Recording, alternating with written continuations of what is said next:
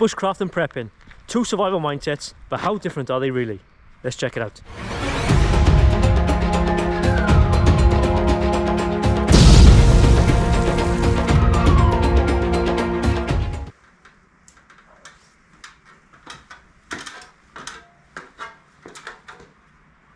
Hello, welcome back to the channel. Thanks for clicking on the video and checking the channel out. You join me today in the yard and just trying out this new parachute shelter. I'm going to set it up and see what it's like, see if it's any good for the Bushcraft show, which we're going to get into in a bit. Now, if you like me and you like the outdoors and you're interested in both survival skills and also emergency preparedness, and then today's video is for you. Now, whether you're prepared for a crisis or learning how to survive with just the basics, in this video we're going to see if there's any crossovers between Bushcraft and emergency preparedness. So this year, as I said before, I'll be attending the Bushcraft show, and the preparedness zone will be there back in action. Now, what is the preparedness zone, you may ask? Well, the preparedness zone is an area in the Bushcraft show where we put on talks and demonstrations hosted by Tom, the Prepared Pathfinder, and his team of First In Events, plus so many others. And it's open to all weekend. You may ask, what the hell is preparedness zone doing in the Bushcraft show?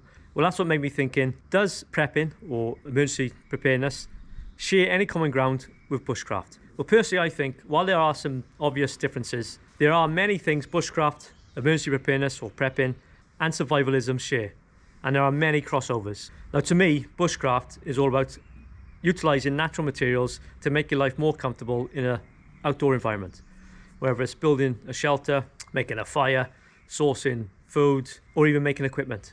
It's all about using Bushcraft skills, allowing you to survive in a harsh environment. Whereas prepping is using supplies, equipment, and skills also to survive in an environment that you find yourself in, whether that's from crisis or disaster. And this could also be a natural or urban environment. So to me, they are both sides of the same coin. When used together, they can help you not only survive, but thrive in a tough situation. Now, in this video, when I refer to preppers, I'm not talking about those who just store supplies at home, but more those preppers who get their bug out kits or their survival kits and get out into the outdoors and practice their skills. And that's because there are many different types of preppers, like your self-sufficient homesteaders, or those who just focus on stockpiling supplies and goods at home. So as I said, in this video, we're going to focus on the preppers that use their kit and equipment outdoors and practice skills. Right, so that's enough waffle. Here are my 5 top crossovers between Bushcraft and prepping.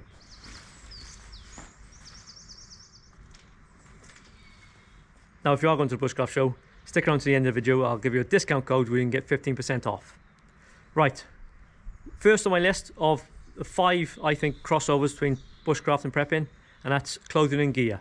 Now, while everybody's different, and there are countless options for gear, equipment, clothing out there, I think most Bushcrafters and preppers and survivalists will have roughly the same sort of gear and idea on clothing. Both Bushcrafters and preppers rely on hard-wearing outdoor clothing. It doesn't have to always be Valraven, as for some, but when it comes down to it, if you are doing activities in the outdoors, you need to get the right clothing that will suit. There's no good going out there, you know, in your flip-flops and shorts, when you're using axes and knives and all that sort of stuff. So as well as the clothing, your gear and tools, like your knives, your saws, your cooking equipment. Bushcrafters may carry theirs in a nice little leather haversack, while preppers are more likely to use some sort of tactical backpack. The main essentials are often the same. Yes, a prepper's knife might not be, you know, a 300-400 pound handmade Bushcraft knife, and many preppers might carry more gear. But both Bushcraft and emergency preparedness will both emphasize on good quality kit and equipment and clothing that will do the job when needed. Right, my second crossover is outdoor skills. Now, I think survival in the outdoors can't just rely on equipment and kit. It's got to be down to skills. For example, if you find yourself in a harsh environment, 2 important skills to learn is how to get yourself a shelter and a fire. If you find yourself at the mercy of Mother Nature, knowing these skills could be the difference between life and death. Here, both Bushcrafters and preppers both utilize their skills, whether it's natural shelters or roping up some tarps, or just using bashers, bivvies and tents, because when you're outdoors in all weathers, night and day, sheltering yourself from the elements is key. Another skill, fire. When it comes to fire, whether using a bow drill, a ferro rod, or even a lighter from your emergency fire kit. Fire provides warmth, a way to cook, and protection. No matter what your approach, mastering fire making is essential. Now there are just 2 crossover skills that both bushcrafters and preppers utilize. If you've got any more, please put in the comments below. I'm happy to have a look at those.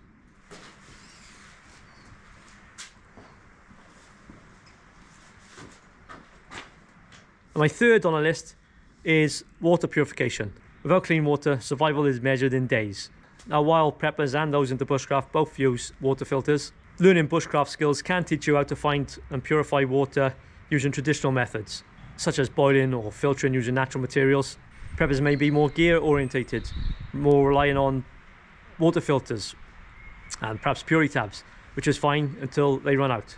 That's why I think a prepper adding some bushcraft skills like purifying water is crucial, especially when it comes to bugging out. So that's what I think is another crossover, water purification.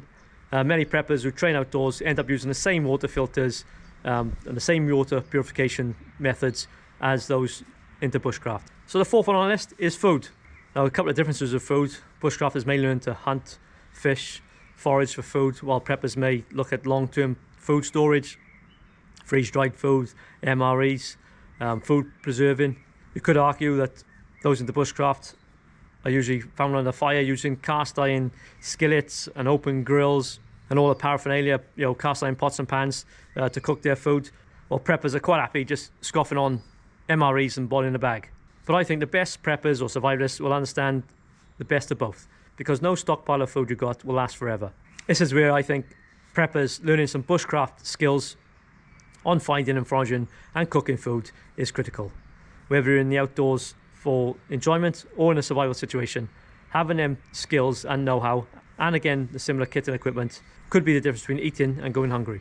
So number 5, the last one, is self-reliance. At their core, both bushcraft and prepping focus on some sort of self-reliance. Bushcrafters may learn skills to live off the land, while preppers ensure that they have resources as well as the skills to survive any potential dangerous situation. The key difference may be bushcrafter, as I said, relies on natural resources, while preppers may rely on stockpiling and carrying supplies. But in the long run, having both skill sets makes you more resilient. As I said before, I think both preppers and bushcrafters both have the same end goal. When faced with, say, an uncomfortable situation out in the wild, a tough situation, both bushcrafters and preppers can adapt using their kit and equipment and their skills to overcome and survive.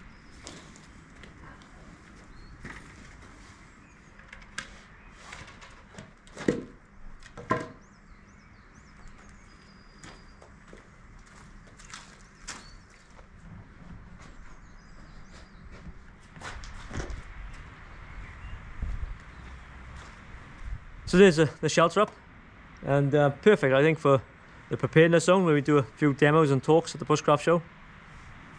Just a job. So there we have it. Is bushcraft better than prepping, or vice versa? The truth is, I think they complement each other perfectly. As we've seen, there are differences, yes, but there are some crossovers. In the kit, the equipment, the clothing, the skills, I always think the best approach is to learn both. Whether you're bugging out or trying to survive in the wild, combining these skills, this kit, equipment, everything will give you one major advantage.